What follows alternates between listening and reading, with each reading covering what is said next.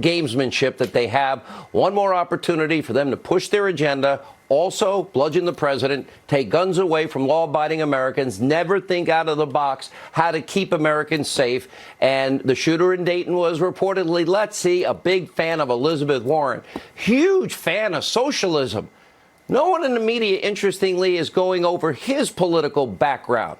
Nobody's blaming Elizabeth Warren for the actions of a psychopath. And to do so, frankly, would be unfair and despicable. For example, you might remember the lunatic that opened fire on the group of lawmakers that were practicing for a charity baseball event in 2017. Remember that guy right there? He wanted to kill as many Republicans as possible. Remember Congressman Steve Scalise? He nearly died that day. Others were seriously injured. No one on the left blamed Bernie Sanders. That guy loves Bernie Sanders. And by the way, neither did we on this program. This is what I said then. Take a look. Remember the Bernie Sanders supporter, the one that targeted Republicans at baseball practice, leaving Congressman Steve Scalise fighting for his life? Well, was the media blaming Democrats for that? No. And by the way, they shouldn't have. And I don't blame Bernie either. Well, we have done for years on this program. We talk about violence in Chicago. Remember, right here on this program, when nobody else would talk about this issue.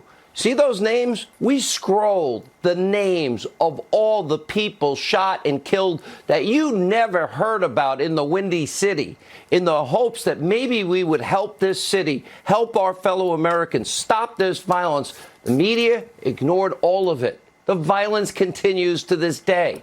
Where do you see the numbers from this weekend alone? We'll break those down for you tonight. Also, without a doubt, there have been hate-filled evil monsters on all sides of the political spectrum. Unabomber, great. Anarchist. He loved and had Al Gore's insane little book called Earth in the Balance, that BS book. Others, they just hate America's police. In 2016, remember this in Texas?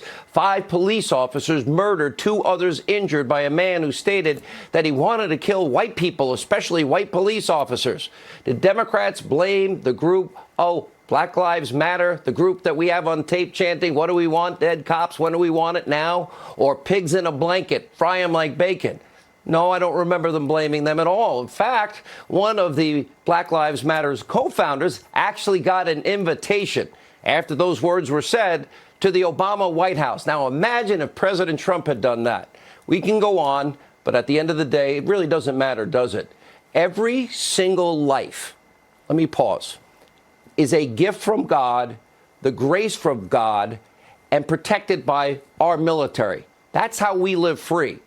Every living soul is created by the same God. 99% of good people, people with a conscience, a heart, and a soul, know that to be true.